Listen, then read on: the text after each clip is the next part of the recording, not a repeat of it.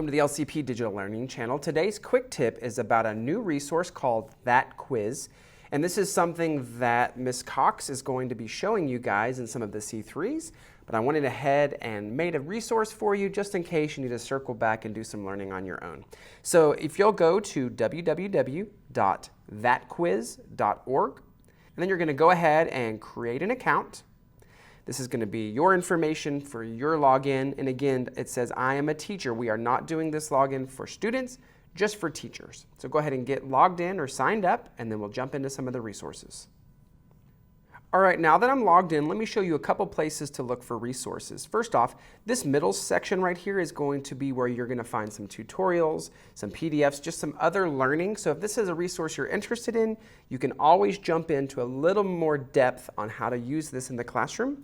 And then on the left-hand side is where all of your tools live. So the first thing that every teacher needs to do before you do anything else with this resource is go into your account info, and you need to make sure that this Enable High Privacy mode is turned on. This is going to make sure that we're using as little information as possible for the students in our classroom, and this is going to protect that data privacy in the classroom. So make sure that's checked, and then press Save, and most likely it's going to ask you to re-enter your password.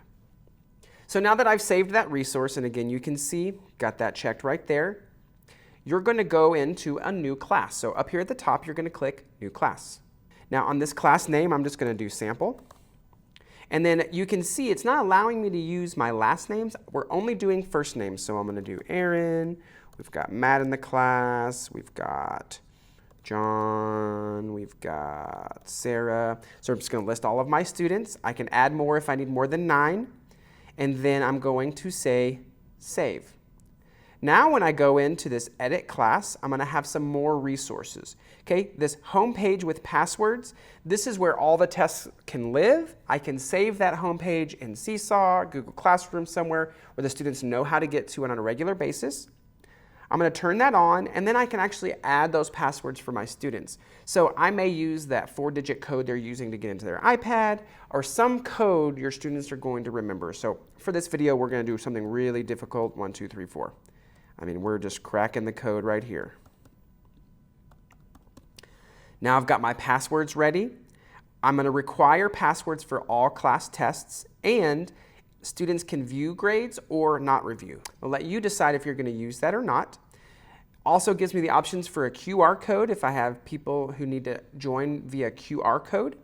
Or I'm just going to use this right here. I'm going to copy that link, put that where it needs to go. So right now, you'll see there's really nothing in that link for students to see. There's no tests assigned. So let's go ahead and create a couple tests so we can see what that looks like. So over here on the left-hand side, you have some common tests. This is a great place to start. It's going to give you a lot of tools to make a really quick, fast test. So let's go into fractions, and I'm just going to do a simple identify. I could get a little bit more complicated if I wanted to. I'm just going to do identify. So now that I'm in here, I can choose how many questions I want. So let's go ahead and do 5. And then this is the best one right here, level. If I do level 3, you can see those fractions are very simple. If I go all the way to 12, those fractions are going to get a lot more complicated. So again, this is going to be something you decide as the teacher of what level of quiz you're going to be giving. And then do I want them to just identify, fill in the blank, ratios, number line, or a variety? I'm going to choose all. You can also play with some of these other settings as you're creating your quiz. But then right down here, you can also regenerate. So I can just press this button until I get some questions I think kind of hit the mark. And then I can either assign this test right now, or I can say not yet, which will save it in my account, and then I can assign it when I'm ready. But let's go ahead and assign this now and press Assign Test. Now I can go back into this test right here, and there's a little bit more depth of resources for me to tweak this test. The main one I want to show you is this Always Save Grades, or I can set a threshold where it's only saving those grades, maybe a 75 or above. So you can decide whether it's always or that threshold.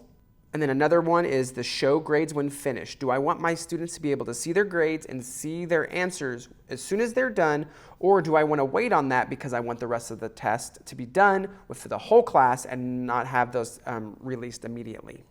Now what's also nice, up here on this top right corner, you're gonna see URL for practice test. I can jump in and just kind of see what this looks like from a student's perspective. So it's saying 7/8, so I can just use this slider. I can fill in the blanks if I need to, so it just gives me an idea of what I'm assigning. And now I can follow this URL right here, so I can copy this URL, send it out to Google Classroom, to Seesaw, or I can just have them go to that main page that has the tests available. But let's go ahead and click this link.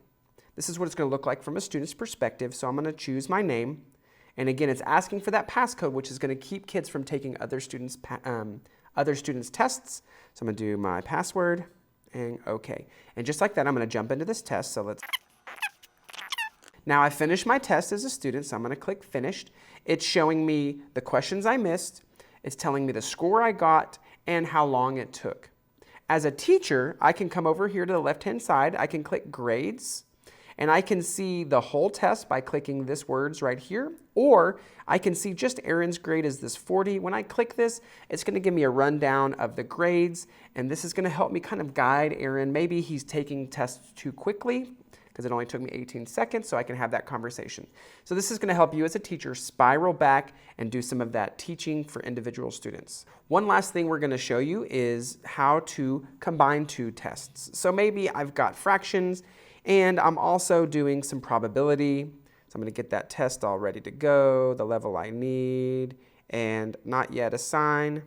Now I have two tests available to me in my tests. If I click both of these, I can say merge.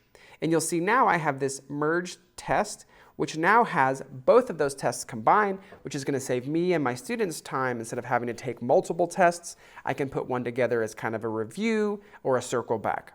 All right, so this was just a really quick overview of that quiz. If you have any more questions, please feel free to reach out to help@lcisd.net, ask your DLS on campus, or reach out to Curriculum if you want to see how to utilize this a little deeper in the classroom.